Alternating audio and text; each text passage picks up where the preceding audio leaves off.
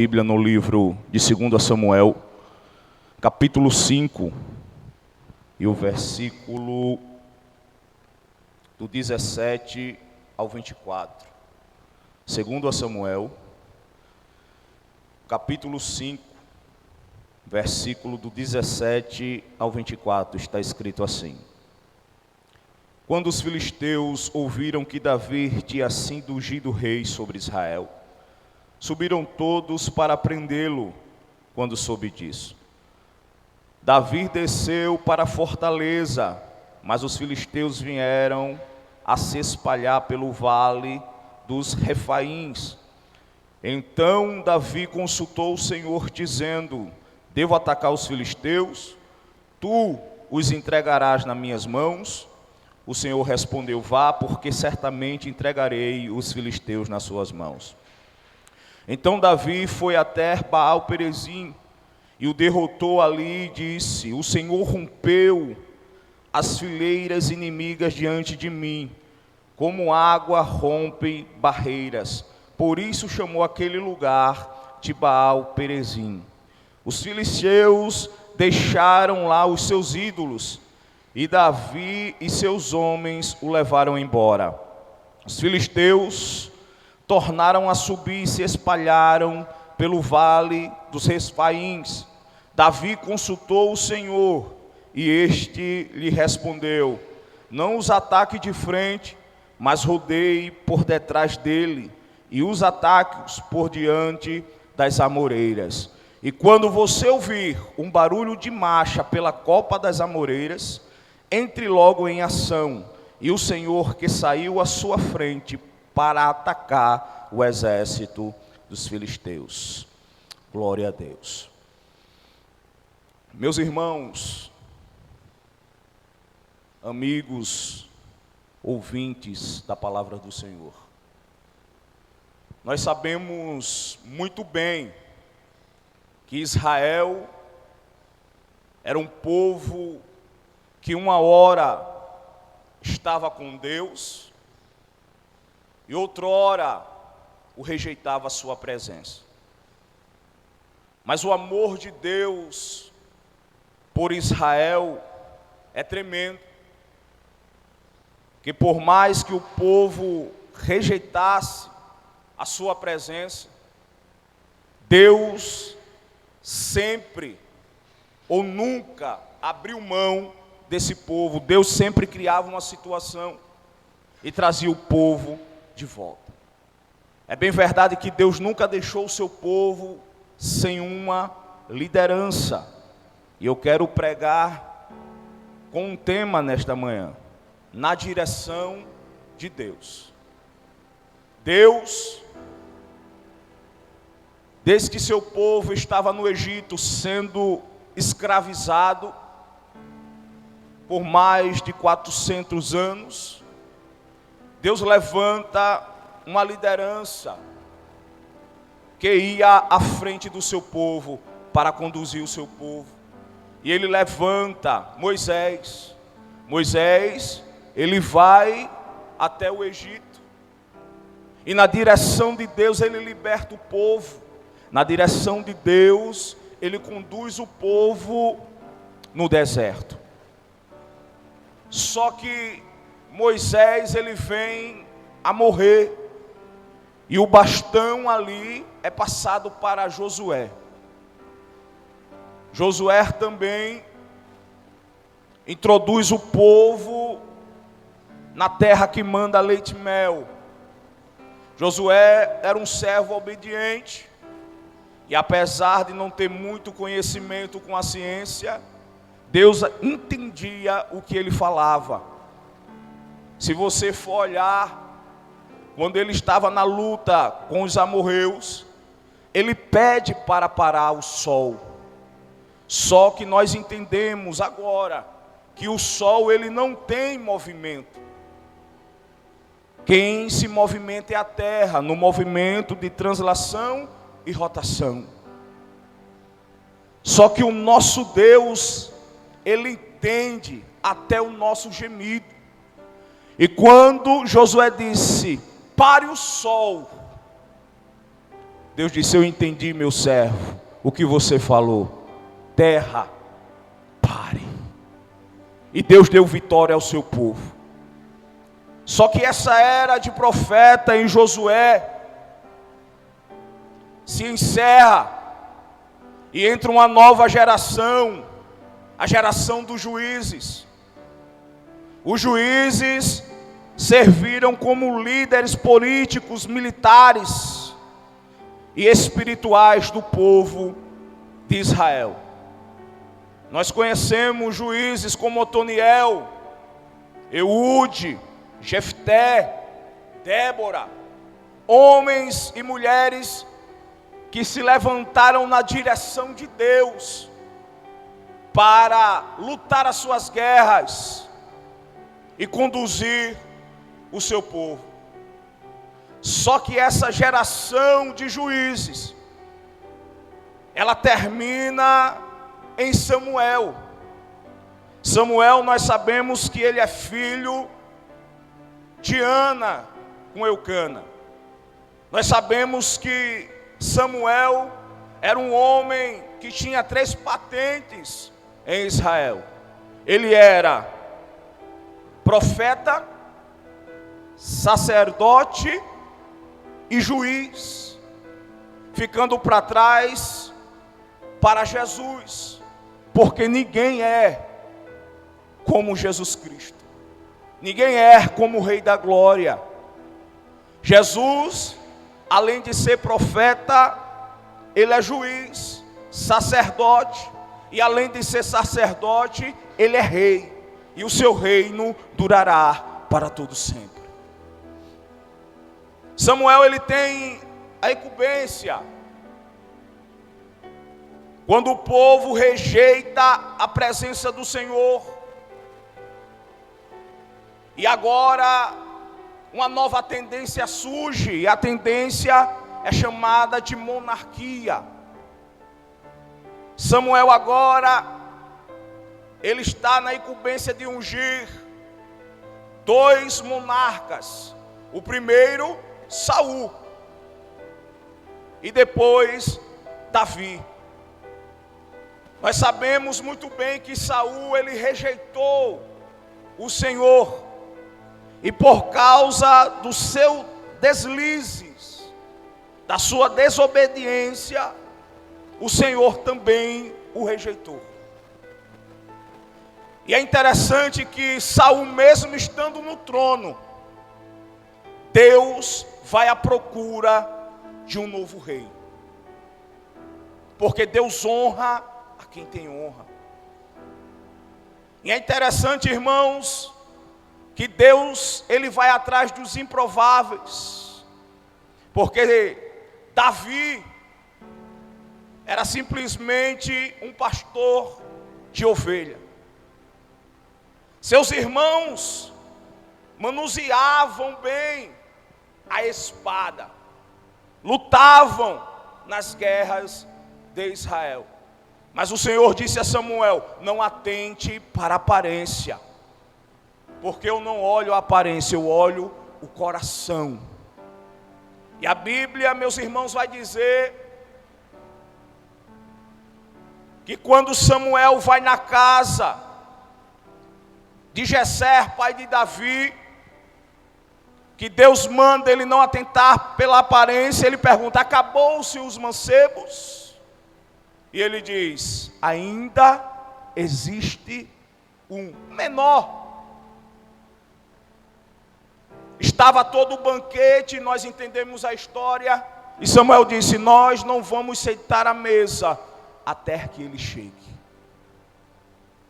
Davi chega na sua própria casa, e é interessante que Davi, ele não entra, ele espera Samuel o chamar. Isso daqui já nos dá uma palavra, porque Deus, ele não tem compromisso com o oferecido. Quando ele quer alguém, ele vai em busca e chama. É interessante que os olhos do menino brilhavam, e Deus manda Samuel ungir a Davi. E a Bíblia diz que daquele dia a presença do Senhor se apoderou de Davi. Só que os desafios de Davi antes da unção era um urso e um leão. Depois que ele é ungido, vem um gigante afrontar o exército do Deus vivo.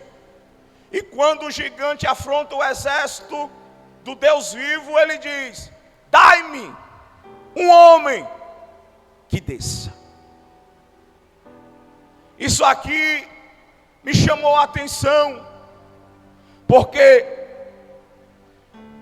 Deus não está à procura de homens e mulheres que estejam com terno importado, sapatos importados, gravatas belíssimas. Não. Deus está atrás ainda de homens e mulheres que desçam.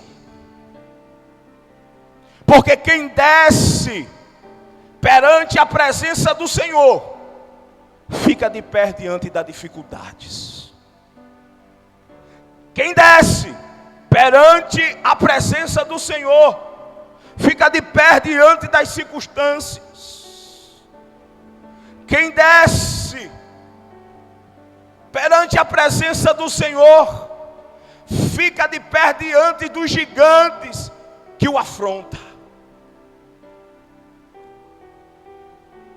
Perceba que Davi, ele é tão famoso que na Israel moderna, se você perguntar quem foi o maior rei de Israel, todos irão dizer que foi Davi. Davi é o único rei de Israel que foi ungido por 3 vezes. Eu vou repetir isso aqui. Davi, ele foi ungido por 3 vezes. A primeira vez está em 1 Samuel capítulo 16 e versículo 13, aonde Davi é ungido na sua casa pelo profeta Samuel. A segunda vez que Davi foi ungido está em 2 Samuel capítulo 2 e versículo 4, quando Davi foi ungido rei na sua tribo. A terceira vez que Davi foi ungido está em 2 Samuel capítulo 5, versículo 3 e 4, quando Davi foi ungido rei perante toda a Israel.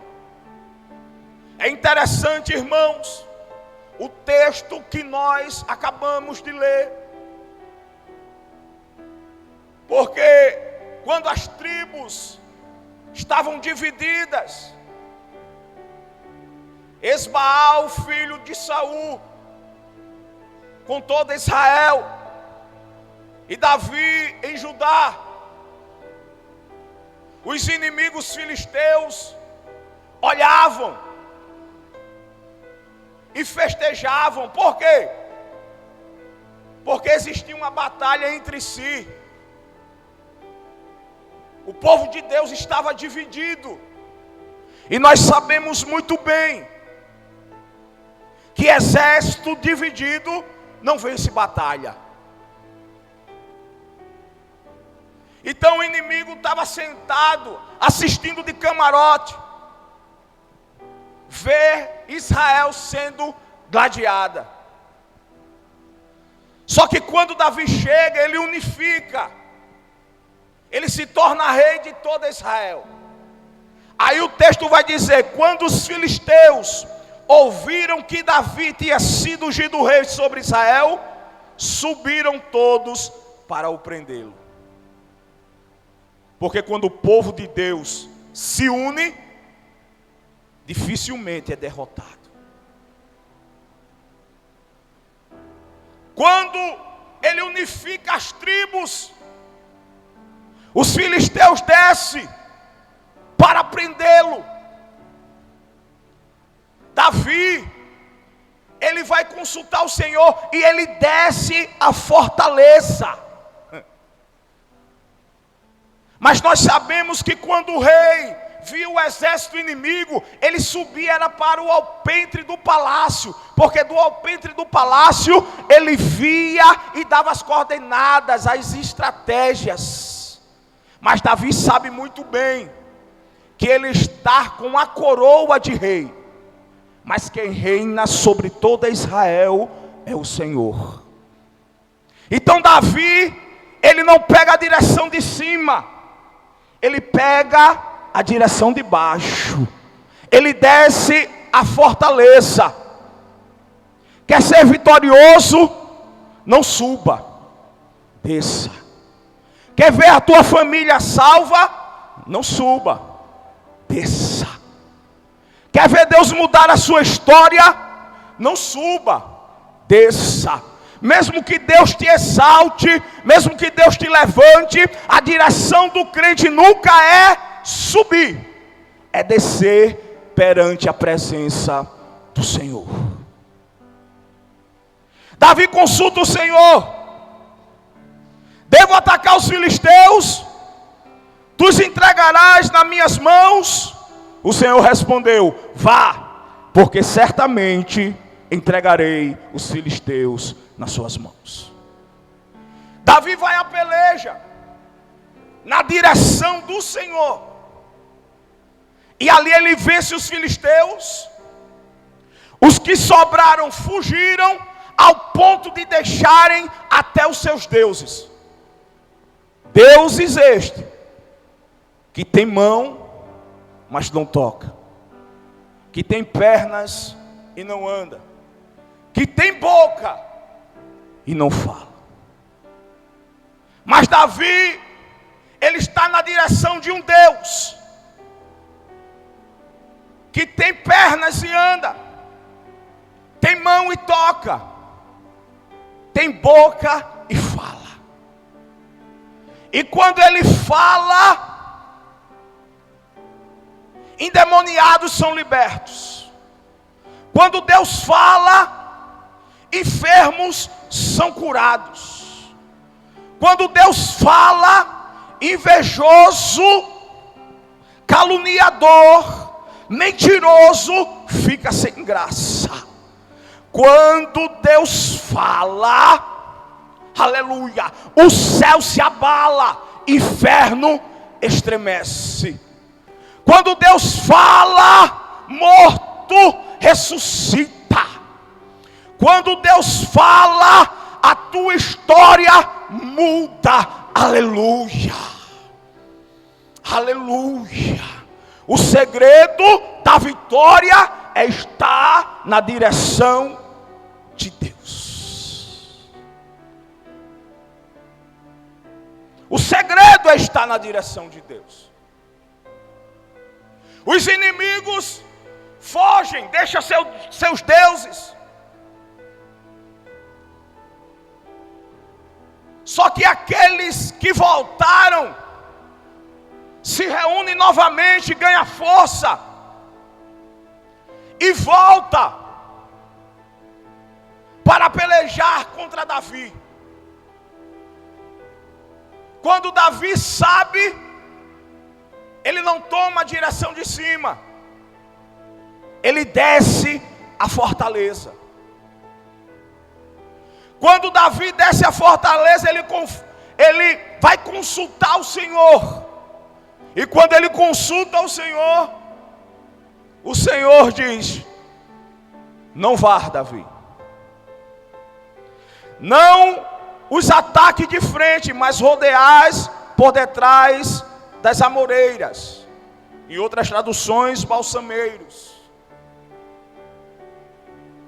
Davi poderia indagar ao Senhor e dizer: eu sempre lutei com o exército filisteu, e quando eu não tinha exército, eu vencia as batalhas.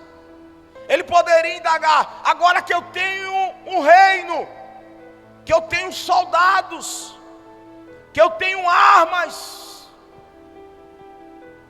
por que eu vou ter que recuar? Por que eu vou ter que fugir?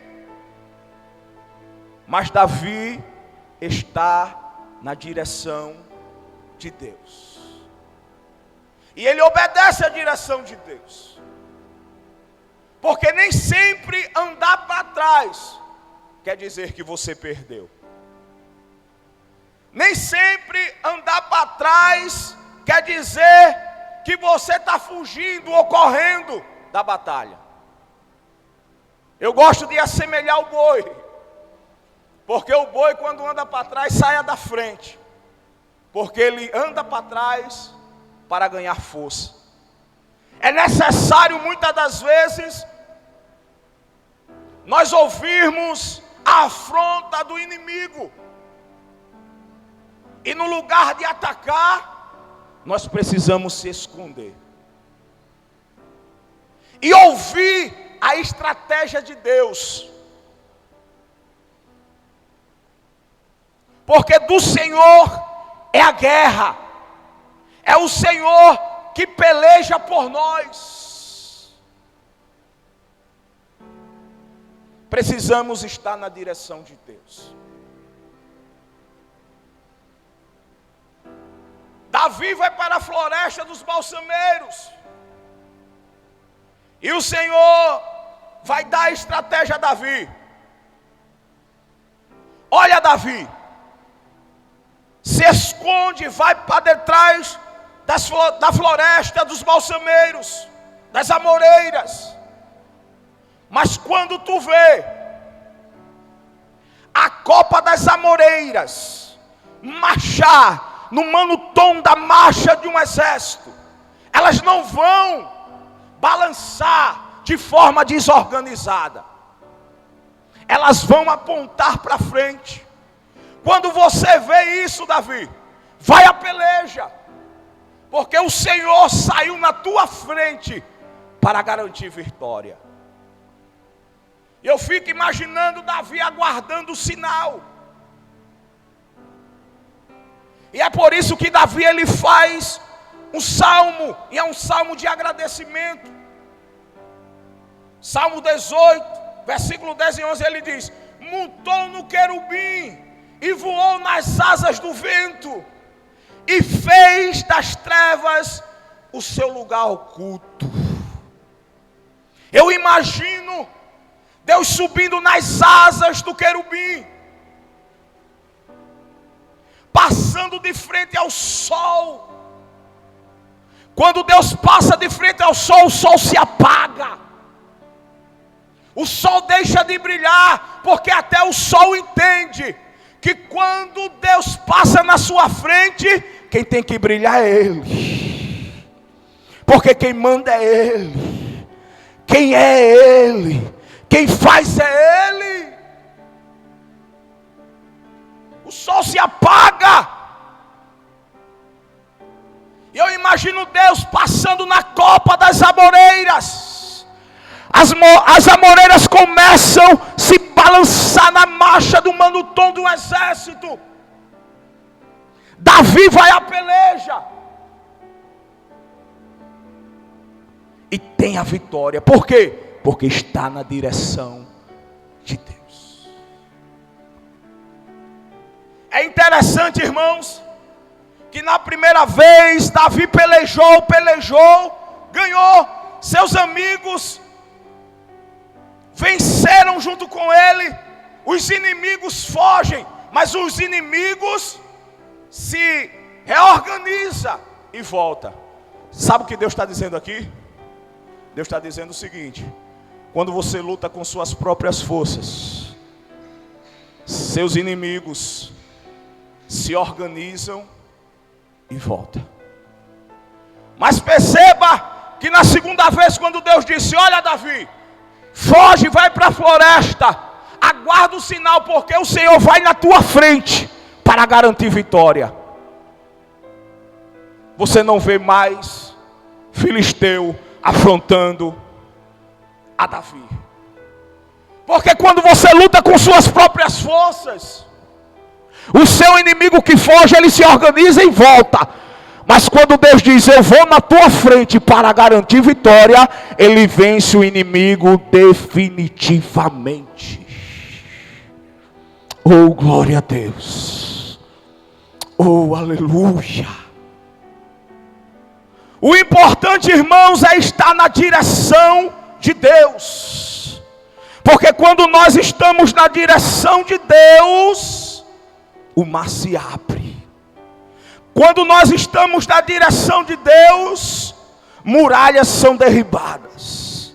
Quando nós estamos na direção de Deus, fogo da fornalha não nos atinge.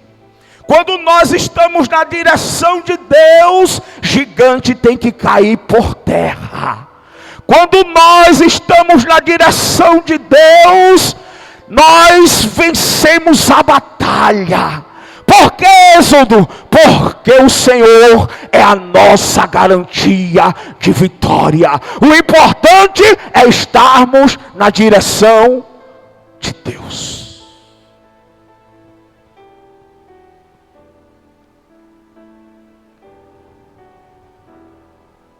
Glória a Jesus. Glória a Deus.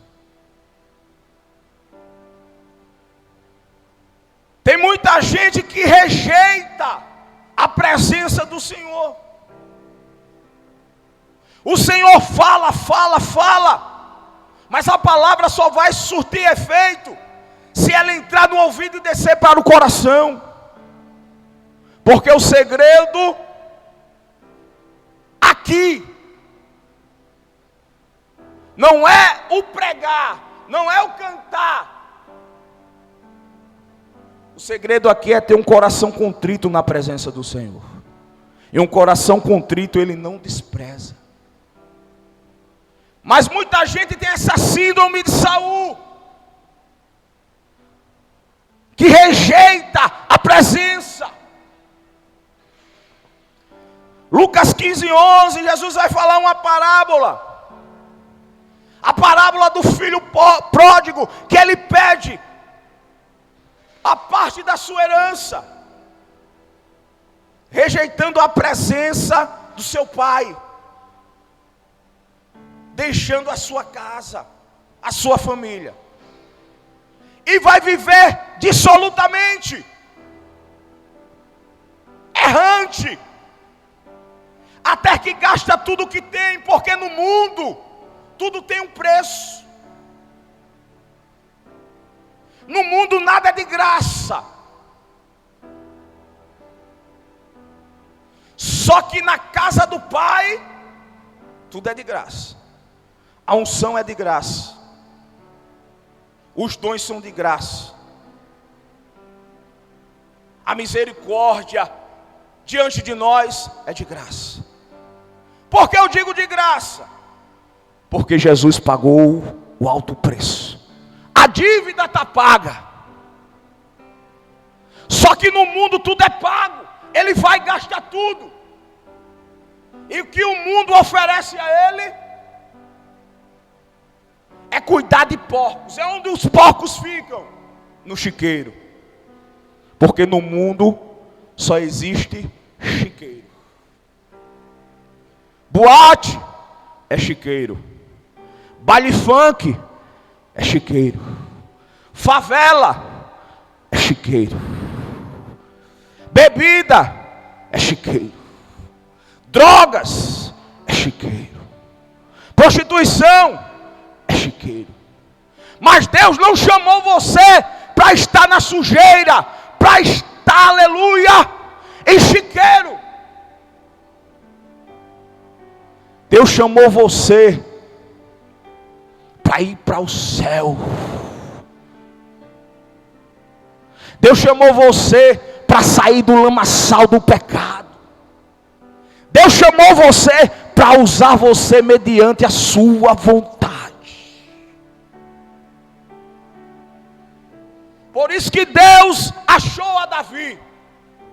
E Deus ainda está à procura de homens e mulheres que obedeçam a sua vontade e ande na sua direção. Só que o filho pródigo, ele sai, ele vai para o mundo.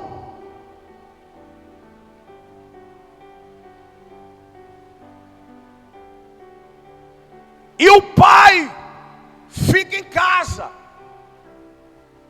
Quando ele volta, o pai está no alpendre da casa. E é interessante que o pai estava sempre esperando a sua volta, todos os dias. E quando ele volta, mediante a toda a dificuldade que ele passou, o pai troca suas roupas, as sandálias dos seus pés e coloca anel no seu dedo. É interessante que o filho vai viver dissolutamente, vai para os chiqueiros da vida, vai viver errante, mas o pai está na sua espera para dar roupa nova, sandália nova e anel no dedo. E ele ainda diz: prepara o novilho, porque Deus é assim, Ele sabe que você vai para o mundo, você vai para os chiqueiros da vida, mas quando você se acordar para um choque de realidade, você vai perceber que você não tem amigos, você vai perceber que todos eles te deixaram, e você vai sentir saudades da presença do seu pai. Ele vai embora, mas o pai está engordando o novilho, porque sabe que ele vai quebrar a cara e vai voltar. E quando ele voltar, ele manda preparar o novilho, porque a festa vai ser grande. Eu te convido nesse momento a sair dos chiqueiros deste mundo, a sair das baladas, das drogas, das prostituições, deixar toda essa nojeira de lado, deixar de cuidar de porcos, para receber vestes novas, sandálias nos pés e anel no dedo. O pai te espera.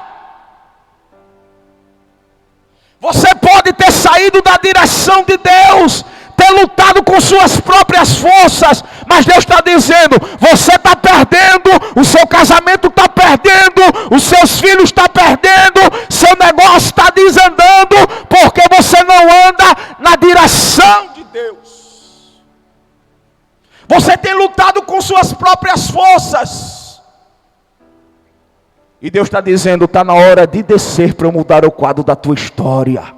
Está na hora de você descer para eu ir na tua frente e garantir vitória. Deixa eu dizer algo aqui: nada acabou. Vou repetir: nada acabou. Mas você precisa descer. Você precisa se humilhar. Você precisa voltar, retroceder para a casa do seu pai. Porque na casa do seu pai tem roupa nova, tem sandália, tem anel no dedo, tem festa. E você vai estar na sua presença. E a presença do seu pai traz segurança. A presença do seu pai traz confiança. Você precisa voltar. Ande na direção de Deus. E Deus vai te garantir vitória. E eu agradeço esta rica oportunidade, em nome de Jesus.